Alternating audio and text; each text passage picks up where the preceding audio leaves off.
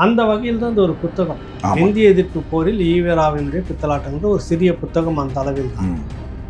இன்னைக்கு நடக்க வேண்டிய இந்த நிகழ்ச்சி ஏன் திடீர்னு வந்து கதவு பூட்டிக்கிட்டு காவல்துறை மறுப்பு சொன்னதுக்கான காரணம் என்ன? இப்போ நாம் என்ன கேட்குறோம், கொஞ்ச நாளைக்கு முன்னாடி நாம் தமிழர் கட்சியினுடைய தலைமை ஒருங்கிணைப்பாளர் அண்ணன் செந்தமிழன் சீமான் அவர்கள் மீது ஒரு மிகப்பெரிய அவதூறு குற்றச்சாட்டை முன் வச்சு அதையே டிஜிபி அலுவலகத்தில் நாங்கள் புகார் கொடுக்குறோம்.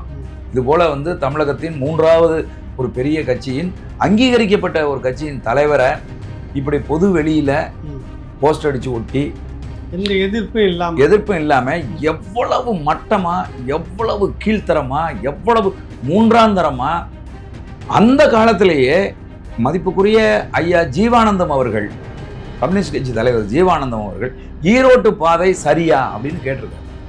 அவர் மேடையில எல்லாம் கிழின்னு கிழிச்சிருக்காரு. அன்னைக்கே ஈவேரா அன்பழகன் கேவலப்படுத்தாததை விட, ஈவிகே சம்பத்து கேவலப்படுத்தாததை விட, ஒரே வார்த்தையில சொல்லணும்னா அன்றைக்கு ஈவேரா அவர்களால் கண்ணீர் துளிகள் என்று இந்த கண்ணீர் துளி பசங்க ஈவேராவை இழிவுபடுத்தி பேசினதை விட யாரும் இழிவுபடுத்தி பேசிட முடியாது. எப்படின்னு ஆமா, இது அரண்டவனுக்கு இருண்டதெல்லாம் பேயின்னு ஒரு பழமொழி சொல்லுவாங்க கிராமத்துல. அந்த மாதிரி இவங்க இந்த திராவிடம் வீழ்ந்து விட்டது, திராவிடம் அழிய தொடங்கி விட்டது. ஆனா இந்த பக்கம் வந்து ரொம்ப மட்டமாக ஒரு தலைவரை பத்தி பேசுறதுக்கு அனுமதிக்கிற இந்த அரசு இதுக்கு ஏன் அவ்வளவு வேகம் எடுத்து வரணும்? அததான் நான் சொல்றேனே, அரண்டவனுக்கு இருண்டதெல்லாம் பேய் அப்படிங்கிறது மாதிரி இவர்கள் வீழ்ந்து கொண்டு இருப்பதால் தமிழ் தேசிய சிந்தனை தான் இன்றைக்கு வந்து திராவிடத்தை வீழ்த்தி இருக்குன்னு, திராவிடம் வீழ்ந்துருச்சு அப்படின்னு சொல்லி ஒரு நண்பர் வந்து என்கிட்ட ரொம்ப வருத்தப்பட்டார். அவர் ஆக்சுவலா வந்து திராவிட சிந்தனையாளர், பெரியார் சிந்தனை ஏற்றவர், தமிழ் தேசியர்களை எதிர்க்கக்கூடியவர். அவரே இன்னைக்கு வந்து வெறுத்துட்டாரு. பெரியாரை இவங்களே முட்டு செஞ்சு வச்சு அசிங்கப்படுத்துவாங்க தெரியுது. ஆமா, எல்லாருமே இன்னைக்கு பெரியாரை விமர்சிச்சிருக்காங்க. அந்த கருத்தை சொல்றதுக்கு என்ன சொல்லுங்க? இல்ல இப்ப நான் வந்து இல்ல தம்பி வந்து மதிப்புக்குரிய மாரி செல்வராஜ் அவர்களை நான் பார்த்து கேட்கிறேன், நீங்க யாரை குறிப்பிட்டு பேசுறீங்கன்னு எங்களுக்கு தெரியுது. பெரியாரை இழிவுபடுத்தி பேசிய பார்ப்பனர் அல்லாதவர்கள் யாருன்னு பாத்தீங்கன்னா பேரறிஞர் அண்ணா, கருணாநிதி, அன்பழகன், ஈவிகே சம்பத்து, இவங்க தானே வந்து அவரை வந்து இழிவு செஞ்சு பேசினாங்க. அப்ப அவர்களெல்லாம் பார்ப்பனர்கள் யாருமே பேசல. அப்ப அவர் தான் பேசணும். ஆமா, அப்ப அவர்களெல்லாம் பார்ப்பனர்களின் காலை நக்கி பிழைத்தவர்களா?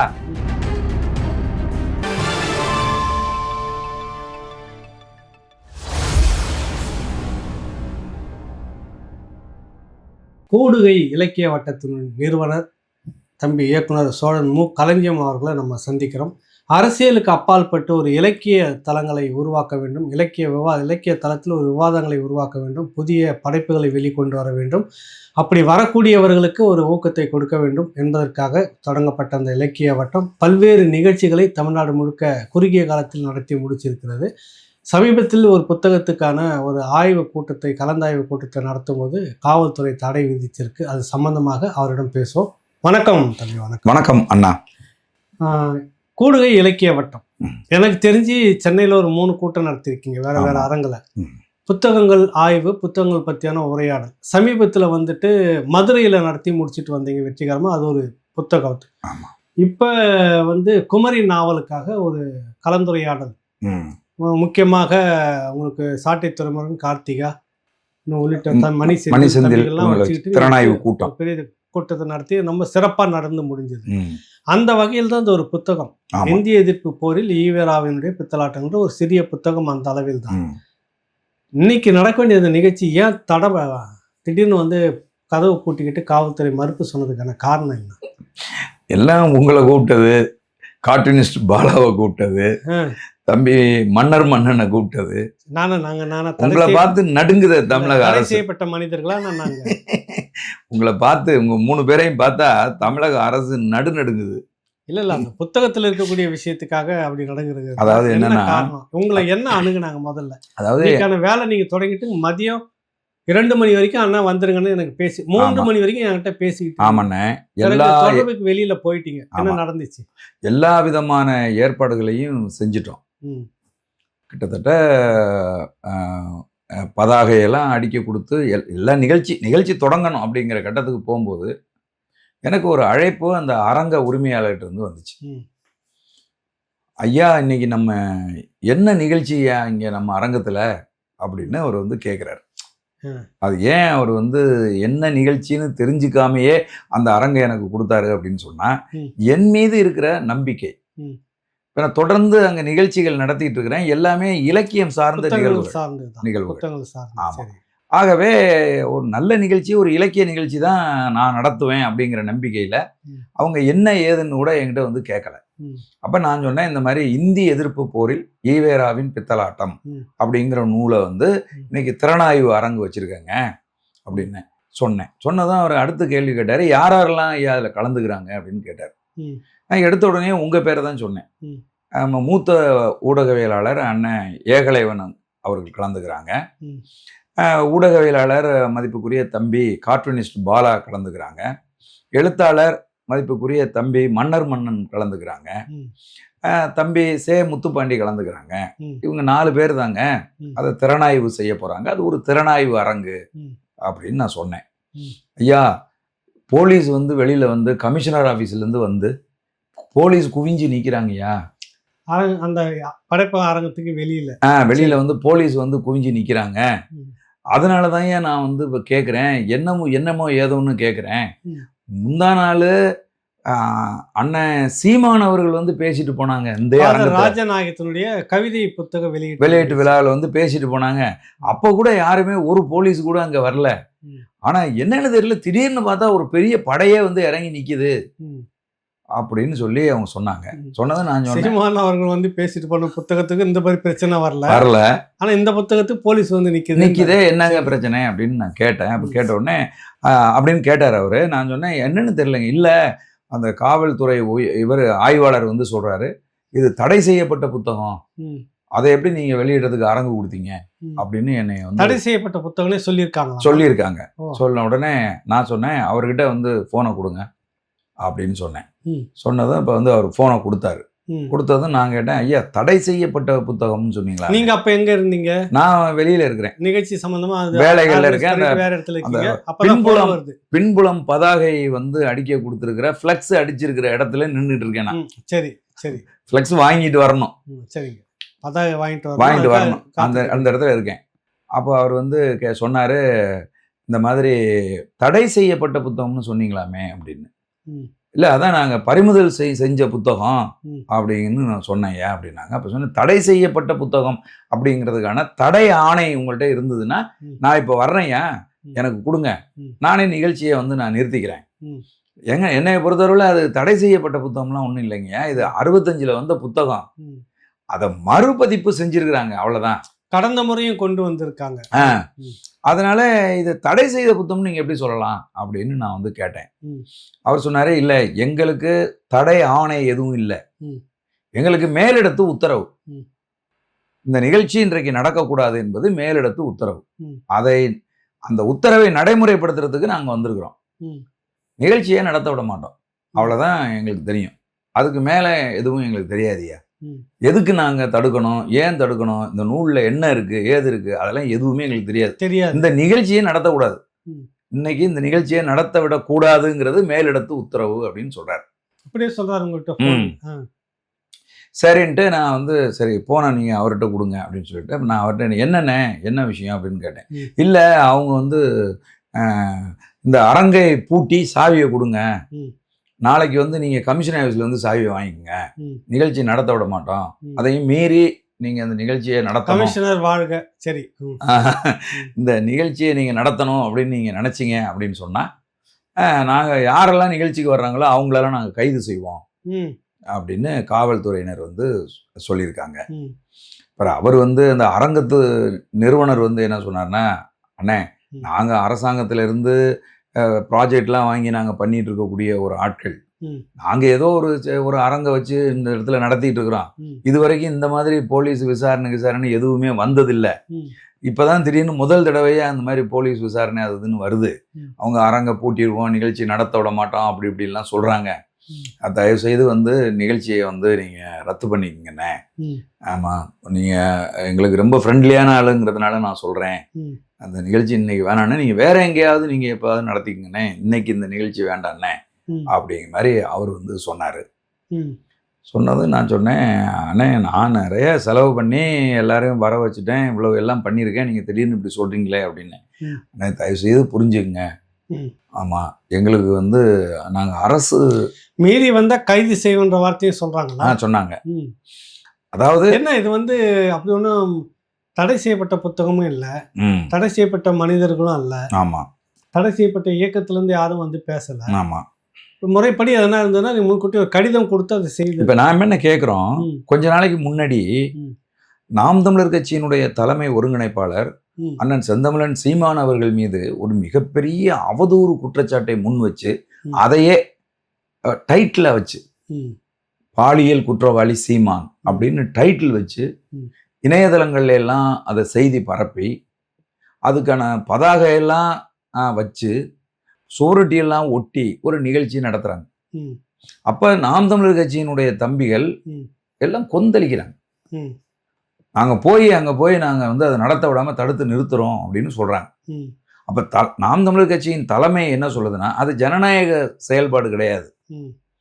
ஒரு நிகழ்ச்சியை வந்து நடந்து கொண்டு இருக்கிற போது அங்க பூந்து தகராறு பண்றது அல்லது சண்டை போடுறது, எதிர்ப்பு தெரிவிக்கிறதுங்கிறது ஜனநாயக முறை கிடையாது.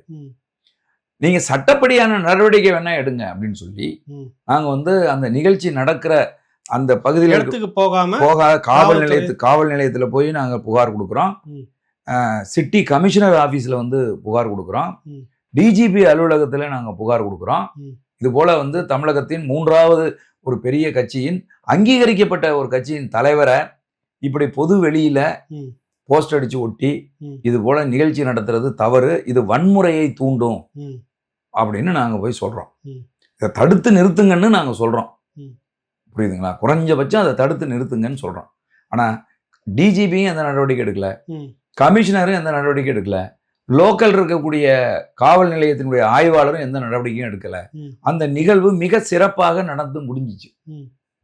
எந்த எதிர்ப்பும் இல்லாம எவ்வளவு மட்டமா, எவ்வளவு கீழ்த்தரமா, எவ்வளவு மூன்றாந்தரமா மதிப்புக்குரிய அண்ணன் சீமான் அவர்களை, அவருடைய பெற்ற தாயை, அவருடைய மனைவியை, அவருடைய குழந்தையை, அவங்க சுற்றத்தாரை எல்லாம் இழிவாக பேசி எவ்வளவு மட்டமா படித்த அறிவாளின்னு சொல்லக்கூடிய அந்த கூட்டம் அவ்வளவு அசிங்கமா பேசின ஈவேரா இழி கும்பல். அந்த கும்பல் ஈவேரான்னு சொன்னாவே இழிவா பேசக்கூடியவர்கள், மனிதர்களை பெண்ணை மையப்படுத்தி மனிதர்களை இழிவு செய்யக்கூடியவர்கள் அப்படிங்கிறத நிரூபணம் செய்திருக்கிறார்கள். இல்ல இந்த கருத்தை நீங்க அந்த காவல்துறையிட்ட சொன்னீங்களா? நாங்க ஏற்கனவே இப்படி ஒரு நிகழ்ச்சி இல்ல, நான் அது சொல்லல.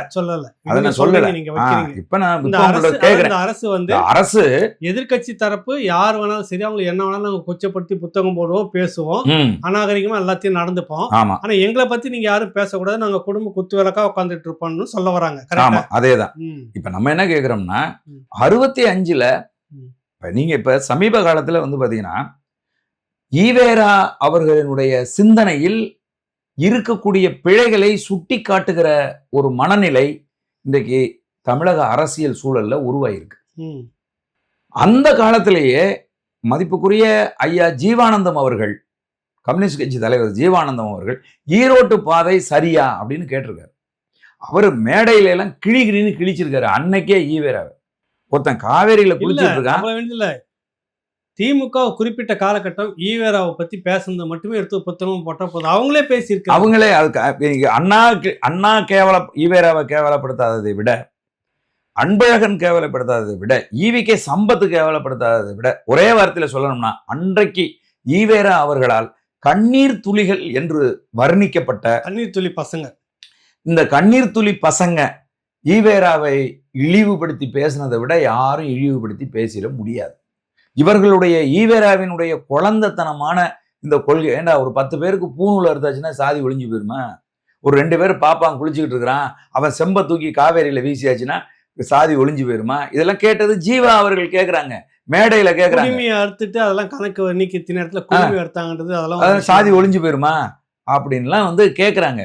அப்படி அந்த புத்தகத்தை நாம் எழுதவில்லை, நாம் தமிழர் கட்சியா வந்து எழுதிச்சு அந்த புத்தகத்தை. இல்ல, ஈழத்து சிவானந்த அடிகளார் எழுதின புத்தகம், 1965 எழுதின புத்தகம்.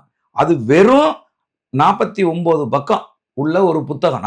கரெக்டா சொல்லணும்னா 47 பக்கம் உள்ள ஒரு சின்ன நூல். அது இல்ல அந்த நூல்ல வந்து தவறான வார்த்தைகளோ, கொச்சையான வார்த்தைகளோ ஒண்ணும் இல்ல. இந்த போராட்டம் நான் நடத்தியது. ம் சிறைக்கு போனவொன்னே முதல்ல எதிர்ப்பு தெரிவிச்சுட்டு இருந்த அந்த பெரியார் சிறைக்கு போனோனே, அப்புறமா ஒரு கட்டத்துக்குள்ள வந்து நடத்துறாரு. அவரு டேக் ஓவர் பண்ணிட்டு போயிட்டாரு. ம் இதான் அதுல இருக்குது. ஆமா கரையான் புடிச்செடுக்க கருணாகம் உள்ள புகுந்த கதையான்ற வார்த்தை மட்டும் தான் போட்டிருக்கிறாரு. ஆமா. இது வந்து எக்ஸ்போஸ் ஆயிடுச்சுன்னா, ஆ. இந்த திமுகவினருக்கு இந்த பிராண்ட் ஒண்ணு ஒட்டிட்டு இருக்கிறாங்க. நாங்க நாங்க தான் இந்திய எதிர்ப்பு போராட்டம் அது உடைஞ்சிரும்ன்ற பயத்துல அப்படி பண்றாங்கன்னு நினைக்கிறேன். உறுதியா வந்து அதுதான் வந்து காரணம்னே. ம். ஈவேராவினுடைய பித்தலாட்டங்கள், ம். அவர் ஸ்டிக்கர் ஒட்டிக்கிற அவருடைய திறமை இருக்கு பாத்தீங்களா, ம். அத ஒன்னொன்னா உடப்பட்டுக்கிட்டு வருது. ம். தமிழ்நாடு தமிழருக்கேங்கிறது ஈவேராவினுடைய முழக்கம் இல்லை. ம். அது வந்து தமிழ் தேசிய சிந்தனையில் இருந்த சோமசுந்தர பாரதியார், மறைமலை அடிகர்கள் போன்றவர்களுடைய முழக்கம். இன்னும் சொல்ல போனீங்கன்னா, பறையன் என்கிற பத்திரிகை நடத்திய தாத்தா ரெட்டமலை சீனிவாசன் அவர்கள் அந்த பறையன் என்கிற பத்திரிகைக்கு ஒரு லோகோ கிரியேட் பண்றாரு. பறையன் எழுதி அந்த ரவுண்டு அப்படி லோகோ கிரியேட், அந்த ரவுண்டுக்குள்ள இருந்த வார்த்தை தமிழ்நாடு தமிழருக்கே அப்படிங்கிற வார்த்தை. அப்போ அதை எடுத்து ஈவேரா தான் அதை அந்த முழக்கத்தை முன் வச்சாருன்னு ஒரு பிராண்டு பண்ணாங்க பார்த்தீங்களா, அது இன்னைக்கு உடைபடுது. புரியுதா உங்களுக்கு? அது போல பல்வேறு செய்திகள், அவருக்கும் அந்த செய்திக்கும் ஈவேரா அவர்களுக்கும் சம்பந்தமே கிடையாது. அந்த செய்திகள்லாம் இன்னைக்கு வந்து உடைபட்டுக்கிட்டு இருக்கு. வைக்கம் போராட்டம் தொடங்கி அதை போல எப்படி டேக் ஓவர் காங்கிரஸ் நடத்தின போராட்டம், அது எப்படி இவருடைய போராட்டமா மாறினாலோ அது போல இந்திய எதிர்ப்பு போராட்டம், மொழிப்போர் போராட்டம் என்பது இவர்களுக்கானது அப்படின்னு சொல்றத உடைக்கிற புத்தகம் தான் அந்த புத்தகம். அது மட்டும் இல்ல, மரமலை அடைகள் அதே மாதிரி இந்திய எதிர்ப்பு போராட்டம் குறித்து அவரு ஒரு புத்தகம் போட்டிருக்காரு. அந்த காலகட்டத்தில் நிறைய பேர் வந்து இந்திய எதிர்ப்பு போராட்டத்தினுடைய உண்மையான வரலாறுகளை போட்டிருக்காங்க. அவற்றையெல்லாம் மீட்டுருவாக்கம் செய்ய வேண்டிய தேவை, மறுதிறனாய்வு செய்ய வேண்டிய தேவை இன்றைக்கு தமிழ் தேசிய அரசியல் களத்தில் இருப்பவர்களுக்கு இருக்கு. புரியுதா உங்களுக்கு? அதை எப்படி தடுப்பீங்க? நீங்க எப்படி தடுப்பீங்க நான் கேட்கிறேன். அப்போ அதை வந்து நீங்க அந்த புத்தகங்களை இதுல வந்து இதில் நடந்த ஒரு உண்மை என்ன தெரியுமா? இந்த திராவிட கும்பல், குறிப்பாக திராவிட மாடல் அரசு கற்றுக்கொள்ள வேண்டிய பாடம்னு ஒண்ணு இருக்கு. நீங்க வந்து அந்த கடையில விற்பனைக்கு வச்சிருந்த புத்தகத்தை நீங்க அள்ளிட்டு போயிட்டீங்க. ஆனா இன்னைக்கு நடந்தது என்ன தெரியுங்களா? கிட்டத்தட்ட 5000க்கும் மேற்பட்ட புத்தகங்கள் ஆன்லைன்ல வித்து தீர்த்திருக்கு.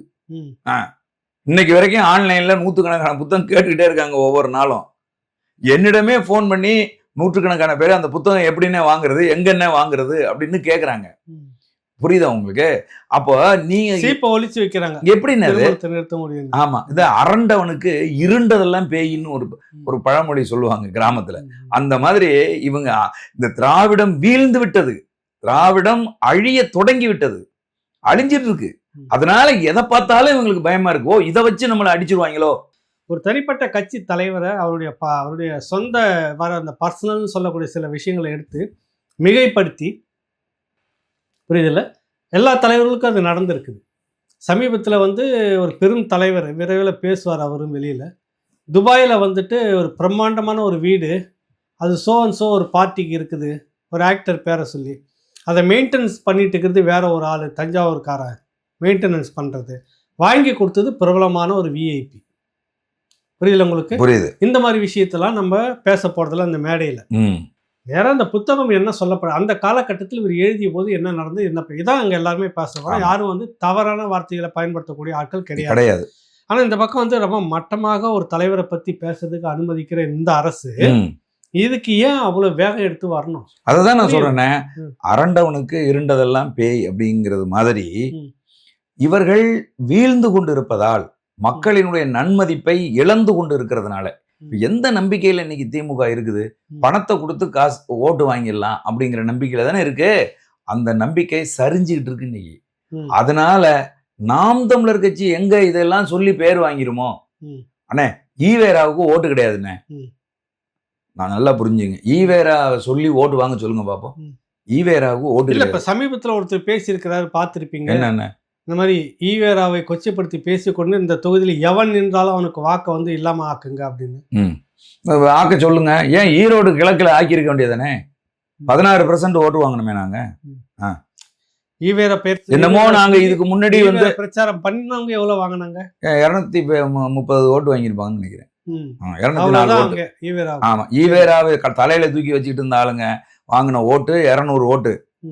நாங்க ஈவேரா வந்து இந்த ஈவேரா மண்ணு கிடையாதுங்க, ஈவேராவே மண்ணு அப்படிங்கிற பதத்தையே அண்ணன் ஈரோட்ல நின்று தான் சொன்னாரு உங்களுக்கு.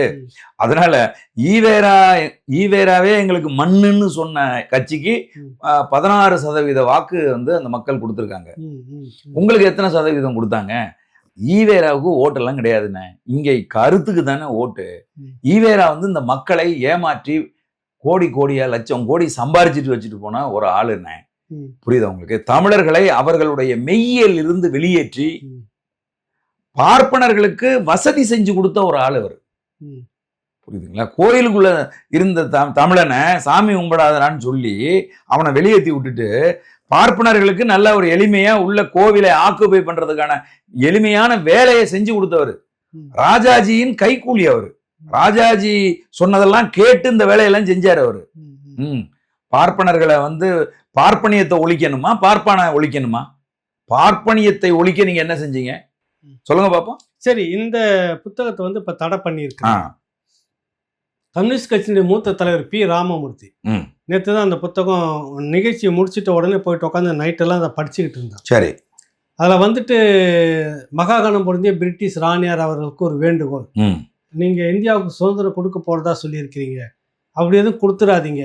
அப்படியே கொடுக்குறதா இருந்தாலும் சென்னை ராஜதானி வந்து உங்கள் கட்டுப்பாட்டில் நேரடியான ஒரு அதிகாரியை போட்டு, மத்திய அரசில் ஒரு மந்திரியை போட்டு நேரடி கட்டுப்பாட்டில் வச்சுக்கோங்க, உங்கள் காலடியில் இருக்கவே நாங்கள் விரும்புகிறோம் என்று பணிந்து போனவர் தான் ஈவே ராமசாமி. அப்படின்றதுக்கு என்ன ஆதாரம் இருக்குன்னு அது 1944 திராவிடர் கழக மாநாடு நடந்தபோது அண்ணா பேசுகிறார், குடியரசு நாளேட்டில் வந்ததுன்னு சொல்கிறாரு திருச்சி வேலுசாமி. இது ஏற்கனவே பதிவு பண்ணார். அப்படிலாம் ஒன்றும் இல்லை, கொண்டு வாங்க, அப்போ அந்த பத்திரிக்கை நீங்கள் தான் கொண்டு வந்து வைக்கணும், இல்லைன்னு மறுக்கிறேன். ஆனால் பி ராமமூர்த்தி தோழர் நான் புத்தகத்தில் படித்தப்போ அதை எழுதியிருக்கிறார்.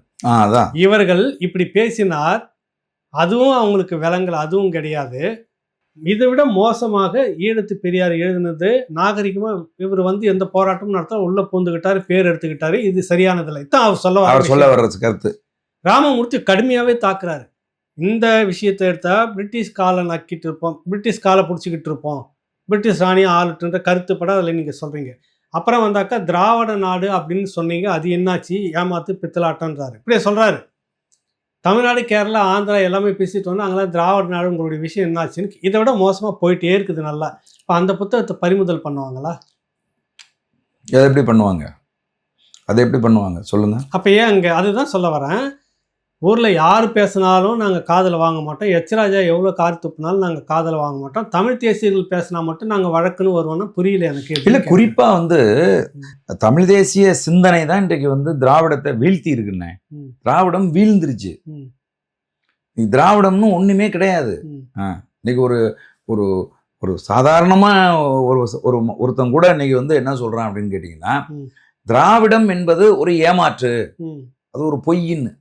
கொஞ்சம் பேர் வந்து கொஞ்சம் வயசானவங்க, கொஞ்சம் பேர் வந்து அந்த கொள்கை பிடிப்பிலேருந்து வெளியில வர முடியாம திராவிடம்னு சொல்லி பேசிட்டு இருக்காங்களே ஒழிய, இந்த திராவிடத்தால இந்த 60 ஆண்டு காலத்துல தமிழர்கள் அடைந்தது எதுவுமே இல்லை. ஆனா இழந்தது இருக்கு பாருங்க, அது ஒரு மிகப்பெரிய பட்டியலே இருக்கு. இப்ப நான் சொன்னது மாதிரி தமிழர்கள் மெய்யியலிலிருந்து வெளியேற்றப்பட்டு விட்டார்கள். புரியுதுங்களா? அப்போ திராவிடத்தை வீழ்த்துகிற பெரும் சக்தியா தமிழ் தேசியம் எழுந்து நிற்பதால் தமிழ் தேசியர்கள் கையில எடுக்கும் போது அவங்க பயப்படுறாங்க. இப்ப இந்த திறனாய்வு என்னென்ன பண்ணிரும் நான் கேட்கிறேன். ஒண்ணுமே இல்லை, என்ன நடந்ததுன்னு அன்னைக்கு நேரம் நடந்து முடிஞ்சிருக்கும். ஆமா, இந்த நேரத்துக்கு இந்த திறனாய்வு நடந்து முடிஞ்சிருக்கும். என்ன நடக்குது? ஊடகவியலாளர் ஏகலைவன் அவர்கள் பேசி திமுக அரசை வந்து கலைச்சிட போறாரா? அது ஒன்றும் கிடையாது, நம்ம கணக்கிலே கிடையாது. ஆமா, மதிப்புக்குரிய தம்பி கார்ட்டூனிஸ்ட் பாலா அவர்கள் பேசி திமுக ஆட்சியை கவிழ்த்துற போறாரா? அல்லது எழுத்தாளர் மதிப்புக்குரிய தம்பி மன்னன் அவர்கள் பேசி திமுக ஆட்சியை இந்த தேர்தல்ல தோற்கடிக்க போறாரா? இல்ல அதுதான் உங்களுடைய நோக்கமா? அது இல்ல ஒரு கருத்தியலுக்கு எதிரான ஒரு கருத்தியலை ஒருத்தன் வச்சிருக்கிறான். அந்த நூலில் என்ன சொல்லியிருக்காங்கிறத பத்தி தான் நம்ம பேசவே போறோம். ஒருவேளை இப்படி நினைச்சு பார்க்கலாமோ, இன்னைக்கு வேற ஏதோ ஒரு விஷயம் டைம்ஸ் ஆஃப் இந்தியால வந்துட்டு வேளாண் துறையில திமுக கொடுத்த இந்த கோரிக்கைகள் எதுவுமே இந்த அரசு நிறைவேற்றவில்லை அப்படின்னு பிரிச்சு கீழ்ச்சி தொங்க விட்டுருக்கிறாங்க. சரி, இந்த மாதிரியான விஷயங்கள் திமுகவுடைய கொள்கை நிறைவேற்றவே இல்லை, இது ஏமாத்திருக்காங்க மக்கள் என்ற விஷயம் பரவலா போய் சேரக்கூடாது அப்படின்னு மடம் மாத்துறதுக்காக இந்த சலசலப்பை உருவாக்கணும், எப்பவுமே மடம் மாத்துவாங்க. ஆமா, அதுக்காக அப்படி எதனா வந்தாங்களா உங்க புத்தகத்தை நீங்க உங்க கூடுகையினுடைய நிகழ்ச்சியை தடை பண்றதுக்கு? இருக்கலாம். ம். இருக்கலாம்ண்ணே. ஏன்னா இவர்கள் எப்பவுமே இந்த மாதிரியான வேலைகளை செய்யக்கூடியவர்கள் தான் இவர்கள். எப்பவுமே மடைமாற்று வேலைகளை செய்யறதுல பெரும் மன்னர்கள். எங்களை கவனிக்காதீங்க, இந்த விஷயத்த மக்கள் கவனிச்சுங்க அப்படின்னு. இப்ப அதை பேசாம இதை தான் பேசி. ஆமா, இப்ப எல்லா ஊடகங்களும் அழைப்பெடுத்து நம்மளை கேக்குறாங்க, ஏன் இந்த நிகழ்ச்சி இன்னைக்கு ரத்தாச்சு, யார் தடுத்தது, புகார்தாரர் யாரு அப்படின்னு கேக்குறாங்க. இப்ப நானே கேட்டேன், புகார் கொடுத்தது யாருங்க உங்களுக்கு அப்படின்னு கேக்குறேன். மேலிடத்து உத்தரவு ஐயா. புகார் எல்லாம் யாரும் கொடுத்தாங்களா? எழுத்துப்பூர்வமா என்ன கொடுத்தாங்களா? கொடுக்கல. அவங்க ஒரே வார்த்தை என்ன, இப்ப வந்து நான் கேக்குறேன்னா, இந்த புத்தகம் வெளியிடப்பட்டுச்சு, வெளியிடப்பட்ட உடனேயே திமுன்னு போலீஸ் உள்ள பூந்து 192வது அரங்கு தமிழம் பதிப்பக அரங்க சூழ்ந்து அரங்குக்குள் இருந்த பதிப்பகத்தாரை வெளியேற்றிட்டு இந்த நூல் எங்க இருக்குன்னு அவங்களே தேடி ஒரு நூல் கூட இல்லாம பறிமுதல் செஞ்சு எடுத்துக்கிட்டு போறாங்க. அதுக்கு யாரு வந்து புகார் கொடுத்தது? உத்தரவு. என்னது உத்தரவு? யாரு போடுறது இந்த உத்தரவை? இப்படி மட்டமான கீழ்த்தரமான கருத்து சுதந்திரத்தின் கழுத்தை நெரிக்கிற உத்தரவை போடுவது யார்? அப்படி ஒரு கருத்து சுதந்திரத்தின் கழுத்தை நெரிக்கிற உத்தரவு போட்டா அவர்கள் என்ன மாதிரியான பாசிச ஆட்சியாளர்கள் இல்லையா? இந்த செயல்பாடு வந்து மட்டமான பாசிச சிந்தனை இல்லையா? இது இப்படி ஒடுக்கிவிட முடியுமா இந்த டிஜிட்டல் யுகத்துல? எனக்கு என்ன சொல்றதுன்னு தெரியல. ஒரு 4 புத்தகங்கள் வெளியீடு அதிமுக ஆட்சியில நடக்குது.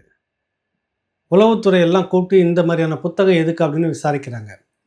செல்வி ஜெயலலிதா அவர்களுடைய அந்த ஆட்சி அந்த காலகட்டத்தில் முள்ளிவாய்க்கால் முடிவெல்லாம் இனி என்ன செய்யலான்ற அந்த புத்தகத்தை விசாரித்தாங்க. அதோடு சரி, காவல் நிலையத்தில் வந்து கொஞ்சம் பிரச்சனை பண்ணாங்க. ஏன்னா அது தேர்தல் அறிவிச்சிட்டு அந்த நேரம், அப்போ தேர்தல் ஆணையத்துக்குள்ளே தான் அது வந்து நடத்தணும் அப்படின்றப்ப நேராக முறைப்படி அங்கே போய் மனுமதிக்கணும் போய் கேட்டேன். முடிஞ்சிச்சு. ஒரு பிரச்சனையும் எனக்கு கடைசி வரைக்கும் இல்லை. திருச்சி வேலுசாமி அவருடைய தூக்கு கயிற்றில் நிஜம் அது மிக சிறப்பாக பெரிய அளவில் நடந்தது. விசாரித்தாங்க எல்லாமே சரி. ஆனால் இது ஒன்றும் பண்ணல, விட்டுட்டாங்க. நளினி பிரியங்கா சந்திப்பு அவங்களுடைய புத்தகமும் அதே போல தான் மிகப்பெரிய வைப்ரேஷன் ஏற்படுத்தின அந்த புத்தகம். அதோட கூடுதல் தாக்குதலாக சிவராசன் டாப் சீக்ரெட் ரவிச்சந்திரன் என்ற புத்தகம். அப்போ இந்த மாதிரிலாம் வந்து போட்டு இதை வரவே கூடாது, மத்திய அரசு அழுத்தம், இங்கத்திய அழுத்தம் அப்படின்னு எதுவும் நடக்கலை. கருத்து சுதந்திரத்தை பற்றி முழு நாளும் பேசிட்டு இருக்கிற இந்த கூட்டம் இருக்குல்ல, இவர்கள் ஆட்சியில் தான் இது நடக்குது. எப்படி நீங்கள் ஒப்பிட்டு பார்க்குறீங்க? இல்லைண்ணே, இவர்களுக்கு தான் சொல்லிட்டேன் ஒரே வார்த்தையில், இவர்களுக்கு அச்சம் உச்சத்துக்கு போயிடுச்சு. புரியுதுங்களா உங்களுக்கு? ஈவேராவை வீழ்த்தி விட்டால் திராவிடம் செத்து போயிடும் அப்படிங்கிறது அவங்களுக்கு தெரிந்து போச்சு. அண்ணன் செந்தமிழன் சீமான் ஈவேராவினுடைய வேரை அறுத்துட்டாரு. ஒரு கருத்தியல் மிகப்பெரிய தோல்வி அடைஞ்சிருச்சு. அதனால இவங்க வந்து பயப்படுறாங்க, எதை கொண்டு இவர்கள் அடிப்பார்கள் அப்படின்னு அச்சப்படுறாங்க. நம்ம வந்து இது ஒரு அரசியல் நிகழ்வே கிடையாதுங்க. நம்ம அண்ணன் ஏகலைவன் அரசியல்வாதியா, இல்லை தம்பி கார்ட்டூனிஸ்ட் பாலா அரசியல்வாதியா, அல்ல இந்த நிகழ்ச்சியை தொகுத்து வழங்குற தம்பி மகிழன் அரசியல்வாதியா, அல்லது மன்னன் அவர்கள் வந்து அரசியல்வாதியா? எல்லாருமே ஊடகவியலாளர்கள். இவங்க நான் சொன்ன லிஸ்ட்ல இருக்கவங்க எல்லாருமே ஊடகவியலாளர்கள். தம்பி முத்துப்பாண்டி நங்கூரம்னு ஒரு யூடியூப் சேனல் நடத்துற ஒரு ஆளு. இந்த ஊடகவியலாளர்கள் பேசி என்ன செஞ்சிட போறாங்கன்னு தான் நான் திரும்ப உங்களை கேட்கிறேன். அப்ப ஏன் பயப்படுறீங்க? எதுக்கு இந்த பயம்? ஏன் இந்த நிகழ்ச்சியை தடுத்து வந்து ஒரு பிரச்சனை வருது, ஒரு அநாகரிகமான வார்த்தைகளை பேசுவாங்கல்ல, சட்ட ஒழுங்கு பிரச்சனை வர மாதிரி இருக்குதுன்றதுக்காக தடுக்கிறாங்கன்னா, கொஞ்ச நாளுக்கு முன்னாடி நீங்க போய் புகார் கொடுத்தீங்க. ஆமா, சீமானை பத்தி தனிப்பட்ட முறையில போஸ்டர் ஒட்டி அசிங்கப்படுத்தி பண்ணதுக்கு அதுக்கு என்ன நடவடிக்கை எடுத்தது காவல்துறை? ஒரு நடவடிக்கையுமே எடுக்கல. அந்த நிகழ்ச்சியில பங்கேற்ற ஒருத்தர், திராவிட ஆதரவாளர் பங்கேற்ற ஒருத்தர், என்னால் அவர்கள் பேசிய பேச்சை காது கொடுத்து கேட்க முடியலங்க. அவ்வளவு ஒரு மட்டமான அநாகரிகமான பேச்சுங்க. கூச்சம், அவ்வளவு கூச்சமா இருந்தது. அதுவும் வந்து தம்பி யூடியூப் புரூட்டஸ், மனோஜ் இவங்கெல்லாம் பேசின பேச்ச காது கொடுத்து கேட்க முடியல. அப்படி ஒரு அநாகரிகமான பேச்சு. அந்த அரங்கத்தில் பெண்கள் உட்கார்ந்து அந்த பேச்சை கேட்க முடியாது. பொது வெளியில அது வந்து யூடியூப் சேனல்ல இதுல வந்தா எப்படி மக்கள் அதை வந்து காது கொடுத்து கேட்பாங்க அப்படின்னு சொல்லி நான் வந்து பாதியில அந்த நிகழ்வுலேருந்து வெளியேறிட்டேன்.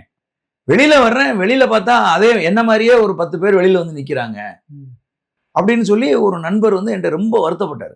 அவர் ஆக்சுவலா வந்து திராவிட சிந்தனையாளர், பெரியார் சிந்தனை ஏற்றவர். தமிழ் தேசியர்களை எதிர்க்கக்கூடியவர். அவரே இன்னைக்கு வந்து வெறுத்துட்டாரு. பெரியாரை இவங்களே முட்டு செந்தில் வச்சு அசிங்கப்படுத்துவாங்க, அதெல்லாம் தெரியுது. ஆமா, போற போக்க பார்த்தா அது பெரியார் அசிங்கப்படுறது இவங்களுக்கு அசிங்கம் இல்ல. ஆமா, பெரியார் பேரை சொல்லிக்கிட்டு இவங்க தான் வந்து ஒரு ஒரு மட்டமான சிந்தனையை முன் வைக்கிறாங்க. இன்னைக்கு ஒரு இயக்குனர் வந்து பேசியிருக்காரு, அதான் கேட்கலாம்னு நினைச்சேன் நான். இப்ப சாதாரணமா எல்லாருமே போற போக்குல நீங்களாம் வந்து சாதாரணமா இன்னைக்கு பெரியாரை பத்தி பேசிட்டு போயிருங்க. நான் வந்து ஒரு இதை உருவாக்குறதுனாக்கா எனக்கு சமூகத்துல ஒரு பயம் வருது, கதைக்களத்தை உருவாக்குறதுக்கு. அப்ப எனக்கு நம்பிக்கைன்னா நீலம் சிவப்பு கருப்பு தான் எனக்கு, அந்த தெளிவு தான் நான் பேசுறேன். எல்லாருமே இன்னைக்கு பெரியாரை விமர்சிச்சிடுறாங்க. அந்த கருத்தை சொல்றதுக்கு என்ன சொல்றீங்க? இல்ல, இப்ப நான் வந்து துறையில இல்ல தம்பி வந்து மதிப்புக்குரிய மாரி செல்வராஜ் அவர்களை நான் பார்த்து கேட்கிறேன், நீங்க யாரை குறிப்பிட்டு பேசுறீங்கன்னு எங்களுக்கு தெரியுது. பெரியாரை படிச்ச உடனே பேச்சு வந்துருச்சான். பெரியாரை படிச்ச உடனே ஒரு ஒரு நரம்புக்குள்ள வந்து பெரியார் பூந்து நரம்பு புடைக்க வந்து பேசுறாங்க. பெரியாரை படிச்சு தான் இந்த நரம்பு புடைக்க அப்படின்னுட்டு தாமிரபரணியில மறக்கவே தான் நினைக்கிறேன்னு புத்தகம் எழுதினப்ப புடைக்கலையாமா அவருக்கு? இல்ல, இப்ப நம்ம அதையெல்லாம் தாண்டி வேற ஒண்ணு கேட்கிறோம். பெரியாரை படித்ததால் தான் அறிவு வளர்ந்தது, பெரியாரை படித்ததால் தான் பேச்சு வந்தது, பெரியாரை படிச்சதுனாலதான் நரம்பு புடைக்க பேசுகிற ஒரு பக்குவம் உருவானது அப்படின்னு சொன்னா, அந்த பெரியாரை அப்படின்னா குளத்தூர் மணி என்ன ஒழுங்கா படிக்கலையா? அவருக்கு ஏன் நரம்பு புடைக்கல? அவருக்கு ஏன் பயங்கரமான பேச்சு வரல? ஐயா கி வீரமணிக்கு ஏன் நரம்பு புடைக்கல? ஏன் வந்து பேச்சு வரல? அப்ப அவங்க எல்லாம் ஒழுங்கா படிக்கலையா பெரியார? சீமானவர்கள் மட்டும்தான் பெரியார ஒழுங்கா படிச்சாரா? என்ன தான் அவருக்கு வந்து வருதுன்றாரு. அப்ப என்ன பேசுறோம்னே தெரியாம பேசக்கூடாது. புரியுதா உங்களுக்கு? சமீபத்துல அப்படித்தான் வந்து வேல் வீச்சு செந்தில் வந்து சமீபத்துல ஒரு மேடையில பேசும்போது ரொம்ப அறிவுபூர்வமா பேசுறதா நினைச்சுக்கிட்டு பேசுறாப்புல. என்ன பேசுறாப்புலன்னா, பார்ப்பனர்கள் என்னை திட்டுகிறார்கள், காரணம் நான் பார்ப்பனியர்களை வந்து திட்டுறேன், பார்ப்பனியத்தை திட்டுறேன், பார்ப்பனர்களை திட்டுறேன். பார்ப்பனர்கள் அல்லாதவர்கள் என்னை விமர்சிக்கிறார்கள், காரணம் அவர்கள் பார்ப்பனியத்தின் காலை நக்கி பிழைப்பவர்கள் அப்படின்னு பெரியார் சொன்னாருன்னு சொல்றான் அந்த தம்பி. சரி, யாரு? நம்ம செந்தில். அதாவது மக்களுக்கு புரியணும்னா அவரை அண்டா செந்தில்னா எல்லாருக்கும் எளிமையா புரியும். அது வேணா நம்ம தவிர்த்துருவோம். நீங்க சொல்லுங்க விஷயத்தை. இல்ல, நான் சொல்றேன் உங்களுக்கு அப்படின்னு சொல்றாரு. இப்ப நம்ம தம்பி செந்திலை பார்த்து நம்ம என்ன கேட்கிறோம் அப்படின்னா, தம்பி பெரியார் அப்படி பேசிய காலகட்டத்தில் பெரியாரை இழிவுபடுத்தி பேசிய பார்ப்பனர் அல்லாதவர்கள் யாருன்னு பாத்தீங்கன்னா, பேரறிஞர் அண்ணா, கருணாநிதி, அன்பழகன், ஈவிகே சம்பத், இவங்க தானே வந்து அவரை வந்து இழிவு செஞ்சு பேசினாங்க. அப்ப அவர்களெல்லாம் பார்ப்பனர்கள் யாருமே பேசல. அப்ப அவர் தான் பேசணும். ஆமா, அப்ப அவர்களெல்லாம் பார்ப்பனர்களின் காலை நக்கி பிழைத்தவர்களா? இது உனக்கு தேவையா? சரியான கேள்வி. ஆமா, அப்ப நீ வந்து திமுக மேடையில ஏறிக்கிட்டு கலைஞர் கருணாநிதியவே இழிவு செஞ்சு பேசுவியா நீ? இப்ப உங்களுக்கு தோணுதா இல்லையா? அது யார மூளையில வச்சுக்கிட்டு சொல்றாப்ல இதெல்லாம்? அண்ணன் செந்தமிழன் சீமான மூளையில வச்சுக்கிட்டு நீ வந்து பெரியார் இப்படி சொன்னார்னா பெரியார் காலத்துக்கு போய் பார்க்கணும்டா தம்பி. பெரியார் அன்னைக்கு யார மனசுல வச்சுக்கிட்டு சொன்னாரு எல்லாம் நீ நத்தி பொழைச்சிட்டு இருக்கிற அந்த கூட்டத்தை வச்சுதான் சொன்னாரு. அதே மாதிரிதான் மாரி செல்வராஜ் அவர்கள் சீமானை தாக்குறதா நினைச்சுக்கிட்டு எங்க ஐயா கி வீரமணியை இழிவுபடுத்துறாரு, பெரியார் நீ ஒழுங்கா படிக்கலன்னு சொல்றாப்ல. அதனால அவனுக்கு பேச்சு முறுக்கி வரல அப்படிங்கிறாப்ல. கோவை அண்ணன் ராமகிருஷ்ணனுக்கு பேச்சு முறுக்கெடுத்து வரல. சரி, அவங்கள விட்டுடுங்க. ஐயா ஸ்டாலின் முதலமைச்சருக்கு அவருக்கு முறுக்கி வந்திருக்கணும்ல, நீதிக்காவது வந்திருக்கணும்ல. பெரியார படிக்கல போல இருக்கு அவங்க எல்லாம். அப்ப நீங்க திமுக மேடையில ஏறிக்கிட்டு நீங்க அவரு மாரி செல்வராஜன் நான் பாராட்டுறேன். அவர் எப்பவுமே இந்த மாதிரி பேசுறன்ற மாதிரி திமுகவே அட்டாக் பண்ணுவாங்க. திமுகவே எதிர்த்து அட்டாக் பண்றாங்க. அவங்க படத்துல ஃபண்ட் போட்டு படம் ப்ரொடக்ஷன் பண்ணி மாமன்னன் படம் எடுத்து திமுகவுடைய எந்தெந்த செயல்லாம் வந்துச்சோ அத்தனையும் அந்த படத்துல வச்சு செஞ்சு முடிச்சுட்டாரு. தாமிரபரணி ஆத்து கொலைக்கு ஒரு இது, கிணத்துல வந்து கரண்ட் ஷாக் வச்சு அடிச்சு கொல்றது காட்சி, பிளாஸ்டிக் சேர் கொடுக்கறது, அப்புறம் நீ எல்லாம் ஒரு லிமிட்டோட தான் நிக்கணும். என்னதான் நீக்க வந்துட்டு அட்டவணை பிரிவு சட்டமன்ற உறுப்பினர் என்னவா இருந்தாலும் அங்க இருக்கக்கூடிய ஒரு மாவட்ட செயலாளர் கண்காணிப்புல தானே இருந்தாகணும். ஆமா, நிச்சயமா. அதுதான் அந்த படத்துல நீங்க திமுக செய்யறதுதான் அத்தனையும். அதை உண்மையிலே பாராட்டணும் மாரி செல்வராஜ். இப்ப பாருங்க கரெக்டா எங்க வந்து நிக்கிறாரு. நீங்களாம் பெரியார் ஒண்ணு படிக்கல, படிச்சிருந்தா சீமான மாதிரி முறுக்கேறி இருக்கு உங்களுக்குன்றாரு அப்படின்றாரு. அதே மாதிரி இப்ப பாருங்க, சாதாரணமா திமுக இவ்வளவு சமூக நீதி பேசுதுல என்ன, சமீபத்துல பட்டுக்கோட்டையில என்ன, பட்டுக்கோட்டையில தஞ்சை மாவட்டத்திலேயே ஒரு பேரு வந்து எல்லாருக்குமே தெரியும். அவர் பட்டியல் சமூகத்தை சேர்ந்தவர். ம். விடுதலை சிறுத்தைகள் கட்சியில ம். மண்டல செயலாளர் இருக்கார், சதா சிவகுமார்னு. ம். அவர் இன்னைக்கு வந்து அந்த பட்டுக்கோட்டையில் 18வது வார்டு கவுன்சிலரா தேர்தலில் நின்று ஜெயிச்சவர். சரி.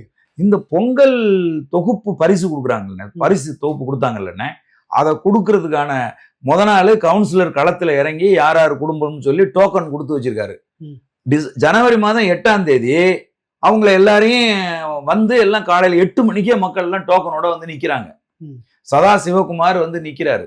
ம். அவ என்ன சொல்றாங்க, மாவட்ட திமுக தலைமை என்ன சொல்லுதுன்னா, முதலமைச்சர் முதல் தொகுப்பை கொடுத்ததுக்கு அப்புறம் தான் நம்ம கொடுக்கணும், காத்திருங்க நாங்க சொல்றோங்கிறாங்க. ம். இவரு சரி ஓகே அது நியாயம் தானே அப்படின்னு காத்திருக்காரு. 11 மணி ஆகுது. அப்பதான் சொல்றாங்க இப்பதான் கொடுத்தாரு முதலமைச்சர், அதனால நீங்க கொடுத்துறாதீங்க, மாவட்ட தலைமை வரட்டும் அப்படின்னு சொல்லி. இந்த மாதிரி ஒரு அரசு நிகழ்வு ஒண்ணு நடக்குதுன்னா மக்களால் தேர்ந்தெடுக்கப்பட்ட பிரதிநிதி எம்எல்ஏவோ எம்பியோ வந்து அந்த நிகழ்ச்சியை செய்யணும். ஆனா திமுகவின் தெற்கு மாவட்ட செயலாளர் ஒருத்தர் பழனிவேல் அப்படின்னு அவர் வர்றாரு, ஆள் படை அம்போட நகர ஊழியரோட வர்றாரு. இப்ப செய்தி என்னன்னா, வந்து முதல் பொதியை எடுத்து கொடுக்குறாரு. கொடுக்கும்போது அந்த பத்திரிகையாளர்கள் வந்து போட்டோ எடுக்கணுங்கிறாங்க. அப்போ எல்லாரும் தொட்டு கொடுங்கிறாரு. அப்ப அந்த அந்த பகுதியினுடைய கவுன்சிலருங்க அவரு போய் தொடும்போது அதட்டி கிட்டத்தட்ட ஒருமையில கையடியா அப்படிங்கிறார். இப்ப அந்த சதா சிவகுமாருக்கு எப்படி இருந்திருக்கும்? அவர் ஒரு பட்டியல் சமூகத்தை, பறையர் சமூகத்தை சேர்ந்தவர், அந்த மக்கள் நன்மதிப்பை பெற்றவர். மாரி செல்வராஜ் இதெல்லாம் பேச மாட்டாங்க. அதற்கு தான் நான் சொல்ல வரேன்னா, மாரி செல்வராஜுக்கு ஆவடியிலே பக்கத்துல அந்த கிறிஸ்டின் சட்டமன்ற கிறிஸ்துவ சட்டமன்ற உறுப்பினர் சேகர் பாபுக்கு பின்னாடி ஃபாலோ பண்ணிட்டு போய்கிறாரு. நிறுத்திட்டு முதல் நாளே உன்னை யாரையா பின்னாடி வர சொன்னது போயா அப்படின்ற மாதிரி சொல்லி நிறுத்தி இருக்கிறாரு. 2வது நாள் உதயநிதி அவங்களாம் நிகழ்ச்சி ஒரு மண்டபத்துல நடக்குது. இவரும் அங்க மேல ஏறணும், நீ கீழே நில்ல வராத மேல அப்படின்னு கீழே நின்றுட்டு இருக்கிறது பாலிமர்ல செய்தி ஓடிட்டு இருக்கு. அதான் சொல்றேன், ஒடுக்கப்பட்ட சமூகத்தை சேர்ந்த அட்டவணை பிரிவு தலித்ன்னு அவங்க சொல்றாங்க டிவியில. தலித் எம்எல்ஏ வந்து புறக்கணிக்கப்பட்டு சேகரால வெளியே நிக்கிறாரு அப்படின்னு. இதுக்கெல்லாம் குரல் கொடுக்க மாட்டாரா? இல்ல, இதெல்லாம் வந்து பேசாத தம்பி மாரி செல்வராஜ் அவர்கள் சீமான் அவர்களை வந்து தாக்கணும்னு நினைக்கிறது எந்த வகையில சரி? நான் கேட்கிறேன். இந்த தஞ்சை மாவட்டத்துல கீழவெண்மணியில தீ வச்சு கொளுத்தியது யாரு? கொளுத்திய போது ஆட்சி அதிகாரத்தில் இருந்தது யாரு? கொளுத்திய குற்றவாளியை விடுதலை செய்தது யாரு? கொளுத்தப்பட்ட மக்கள் யாரு? மாரி செல்வராஜ் தெரியுமா உங்களுக்கு? எந்த எந்த சமூகத்து மக்கள் உங்களுக்கு மறந்து போயிருக்கு அண்ணா? இருங்கண்ணே, இதை நான் சொல்லணும்னே. உங்க படம் வந்துச்சுன்னா தம்பி மாரி செல்வராஜ், உங்கள் படம் வந்தால் எந்த தேவேந்திர குல வேளாளர் மக்கள் தூக்கி கொண்டாடுகிறார்களோ, பதாகை வைக்கிறார்களோ, உங்களுக்கு எந்த தேவேந்திர குல வேளாளர் மக்கள் சுவரொட்டி அடிச்சு ஒட்டுகிறார்களோ அந்த தேவேந்திர குல வேளாளர் மக்கள் தான் அங்கு தீ வச்சு கொளுத்தப்பட்டாங்க. தெரியாதா உங்களுக்கு? நான் கேட்கிறேன். அப்போ எந்த நீங்க மாரி செல்வராஜ் ரொம்ப பேசாதீங்க, மற்றவங்கள கூட பேசுங்க. சொல்லுங்க. ஏன்னு இல்லை, ஏன்னா அவர் தம்பி உதயநிதிக்கு வந்து ரொம்ப நெருக்கமா இருக்கிறாரு. தம்பி வந்து உதயநிதிக்கு நெருக்கம். சரி, எதனா சொல்லி உங்க பேர்ல கேஸ் வரும், நான் எடுத்து போடுறேன்னு என் மேல கேஸ் வரும். அது சரி, புரியுது இல்ல? அதனால அங்கெல்லாம் நீங்க மேல் எடுத்து தொடக்கூடாது. இன்னைக்கு வந்து ஒரு சுப்ரீம் பவர்ல இருக்கக்கூடிய ஒருத்தர் இல்ல. இப்ப நீங்க டக்குன்னு சமூக நீதியை குறித்து பேசுவதற்கு திராவிட முன்னேற்ற கழகத்துக்கு என்ன அருகதை இருக்குன்னு கேக்குறேன். ஒரு ஒரு ஒரு பட்டியல் சமூகத்தை சேர்ந்த இந்த தம்பியை அங்க பெரியார் நூலை படிக்க சொல்லணும்னு அதுக்குதான் நான் சொல்றேன். நீ முதல்ல வந்து பெரியாரிய நூல்களை, அம்பேத்கரிய நூல்களை, மார்க்சிய நூல்களை நீங்க முதல்ல வந்து படிங்க. தமிழக இவரை சொல்லல, மாரி செல்வராஜ் சொல்லல, அந்த கூட்டத்தை சொல்றீங்க. ஆமா, அதே மாதிரி இன்னொன்னு நான் சொல்றேன். தம்பி மாரி செல்வராஜ் போல ஈவேராவை படித்தால் முறுக்கேறும்னா இதை நான் ஏற்கிறேன். முறுக்கு ஏறாதவர்கள்லாம் இன்னும் ஒழுங்கா படிக்காம பேசிட்டு இருக்கிறீங்க, இழிவா பேசுறீங்க. படிச்சிருந்தாங்கன்னா கட்டாயம் முறுக்கேறும். யார் மேல ஏறுனா இவர்கள் மீதுதான் முறுக்கேறும். இவ்வளவு அநியாயம் பண்ணிட்டு உட்கார்ந்துட்டு இருக்கீங்க. சும்மா ஒரு ஈய டப்பாவை வச்சு. ஆமா ஆமா, பட்டுக்கோட்டையில சதா சிவகுமார் அவமானப்படுத்தப்பட்ட போது பத்திரிகையில எல்லாம் செய்தி வந்துச்சுங்க. தமிழ் குமுதர் ரிப்போர்ட்டர்ல எல்லாம் செய்தி வந்துச்சு. மாரி செல்வராஜ் பார்வைக்கு போகாமையா இருக்கும். அப்ப அது மேல உனக்கு வந்து கோபம் வரல? ஒரு பட்டியல் சமூகத்தை சேர்ந்த சட்டமன்ற உறுப்பினர் சேகர்பாபு அவர்களால் அவமானப்படுத்தப்படுகிற போது அதை பார்த்து உனக்கு வந்து கொந்தளிக்கல, கோபம் வரல? கருத்தியலா யுத்தம் நடத்திட்டு இருக்கக்கூடிய சீமானுக்கு பார்த்து உங்களுக்கு கோபம் வருது, உங்களுக்கு வந்து அவரை விமர்சிக்கணும்னு தோணுதுன்னா உங்களை எப்படி தம்பி நாங்க எடுத்துக்கிறது? காலம் அவர்களுக்கு அந்த சமூகத்து மக்களே பதில் சொல்லுவாங்க. ம். நம்ம இன்னொரு நிகழ்ச்சியில கட்டாயம் சந்திப்போம். நிச்சயம் அண்ணன். நன்றி, வணக்கம். மிக்க மகிழ்ச்சி. நன்றி, வணக்கம் அண்ணன்.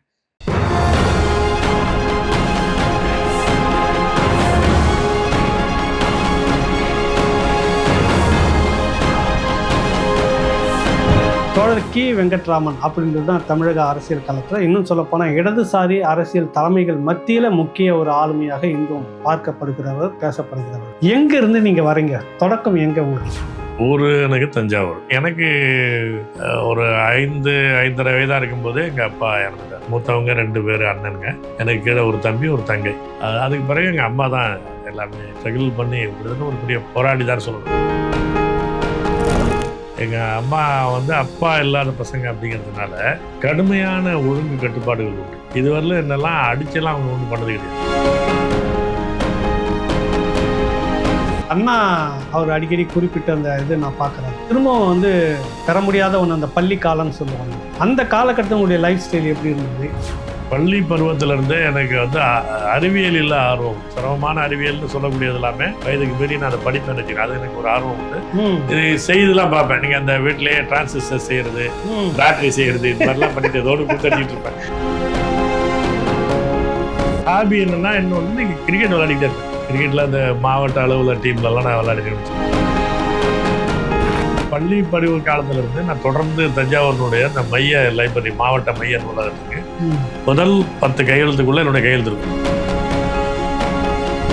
நான் தமிழ் வழியில தான் தொடர்ந்து படித்தவன். ஆனாலும் ஒரு ஆர்வத்தில் நான் ஆங்கில புத்தகங்கள் படிப்பேன். அப்பவே? ஆமாம். வயசுல படிக்க ஆரம்பிச்சேன். ஆமாம். நான் 9வது படிக்கும்போது நான் ஆங்கிலத்தில் கவிதை எழுதியிருக்கிறேன்.